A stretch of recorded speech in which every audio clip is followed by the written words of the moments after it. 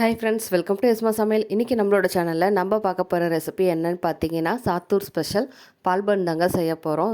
ரொம்ப சிம்பிளாக செய்யக்கூடிய இந்த ரெசிபியை இன்றைக்கி சரியான அளவுகளோட கச்சிதமாக செய்கிறது எப்படின்னு பார்த்துடலாம். வாங்க வீடியோக்குள்ளே போயிடலாம். அதுக்கு தேவையான பொருட்கள், ஃபஸ்ட்டு அரை டம்ளர் அளவுக்கு கெட்டி தயிர் எடுத்துக்கலாங்க. அதாவது 200 மில்லி டம்ளரில் 100 மில்லி அளவுக்கு தயிர் எடுத்து வச்சுருக்கேன். இப்போது தயிர் கூடவே நம்ம அரை ஸ்பூன் அளவுக்கு பேக்கிங் சோடா சேர்த்துருக்கோம். கூடவே 5 ஸ்பூன் அளவுக்கு சர்க்கரையை நல்லா பவுடராக்கி இது கூட சேர்த்துக்கலாம். இது மூணையும் சேர்த்துட்டு நல்லா அடித்து விடுங்க. இது போல் நல்லா அடித்து விட்டதுக்கப்புறமா இந்த மாதிரி நல்லா க்ரீமியான கன்சிஸ்டன்சிக்கு வரணும். இந்த அளவுக்கு வந்ததுக்கு அப்புறமா நம்ம 1 டம்ளர் அளவுக்கு மைதா சேர்த்துருக்கோம். கூடவே இன்னொரு டம்ளர் அளவுக்கு மைதா சேர்த்துக்கலாம். அதாவது மொத்தம் 2 டம்ளர் மைதா, அரை டம்ளர் அளவுக்கு தயிர் சேர்த்துருக்கோம். எல்லாத்தையும் ஒன்றா சேர்த்துட்டு இப்போ நம்ம 2 ஸ்பூன் அளவுக்கு நெய் விட்டுக்கலாம். நெய் யூஸ் பண்ண விருப்பம் இல்லை அப்படின்னா நீங்கள் ஆயில் கூட யூஸ் பண்ணிக்கலாம். இப்போது எல்லாத்தையும் சேர்த்துனதுக்கு அப்புறமா கொஞ்சமாக தண்ணி விட்டு நம்ம இதை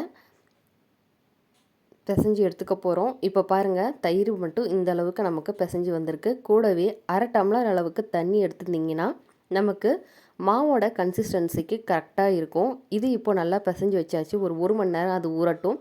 அதுக்குள்ளே நம்ம பாவு ரெடி பண்ணிடலாம். கடாயில் 1 டம்ளர் அளவுக்கு சர்க்கரை சேர்த்துருந்தேன்.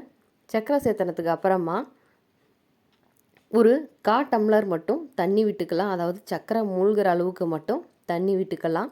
சர்க்கரை நல்லா கரையிறும் போது 2 ஏலக்காயை தட்டி இது கூட சேர்த்துக்கலாம். ஏலக்காய் சேர்க்கறது உங்களோட விருப்பங்க. விருப்பம் இல்லைன்னா சேர்க்காமையும் விட்டுறலாம்.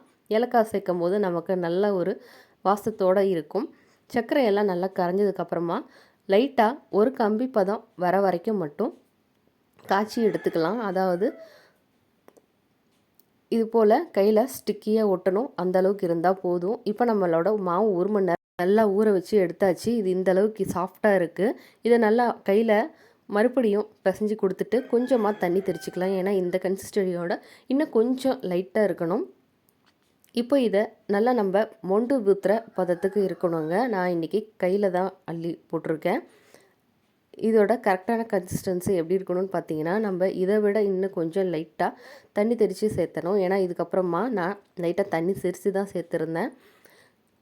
இப்போது எல்லாத்தையும் இதை நம்ம சேர்த்துக்கலாம். நமக்கு எந்த அளவுக்கு இது மாவு இருக்கும் அப்படின்னா, நம்ம கரண்டியில் மொண்டு ஊற்றுற அளவுக்கு கொஞ்சம் இருக்கணும். அதுக்கப்புறமா இது கொஞ்சம் கூட எண்ணெயும் இழுக்காது. நமக்கு மாவு எந்த விதத்துலேயுமே தனித்தனியாக பிரிஞ்சும் வராது. இந்த மாதிரி நமக்கு ஆயில் தெளிவாக இருக்கும். இது போல் நம்ம சர்க்கரை சேர்த்துருக்கிறதுனால கோல்டன் கலரில் வந்துடும்.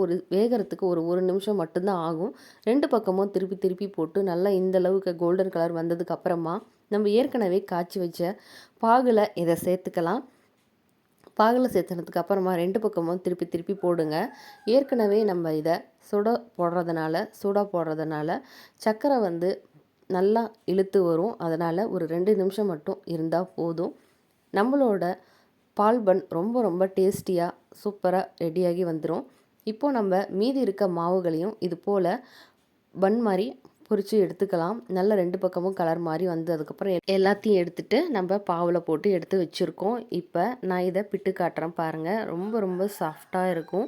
இது இப்போ ரொம்ப சூடாக இருக்குது அப்படிங்கிறதுனால நான் மெதுவாக தான் பிச்சு காட்டியிருக்கேன். நமக்கு பாகெல்லாம் நல்லா இழுத்துட்டு ரொம்ப சாஃப்டாக வருங்க. நீங்களும் கண்டிப்பாக நான் சொல்லியிருக்கக்கூடிய இதே அளவுகளோட ட்ரை பண்ணி பாருங்கள். உங்களுக்கு பர்ஃபெக்டான பால் பன் கண்டிப்பாக வரும். நீங்களும் உங்கள் வீட்டை ட்ரை பண்ணி பார்த்துட்டு உங்கள் குழந்தைங்களுக்கும் கொடுங்க. ரொம்ப விரும்பி சாப்பிடுவாங்க. நம்மளோட சேனலில் இருக்க எல்லா வீடியோஸும் பார்த்துட்டு உங்களுக்கு பிடிச்சிருந்தது அப்படின்னா ப்ளீஸ் லைக் பண்ணுங்கள், ஷேர் பண்ணுங்கள், சப்ஸ்கிரைப் பண்ணுங்கள். சப்ஸ்கிரைப் பண்ணலைன்னா கூட லைக் பட்டனையும் தட்டி விடுங்க. தேங்க்யூ.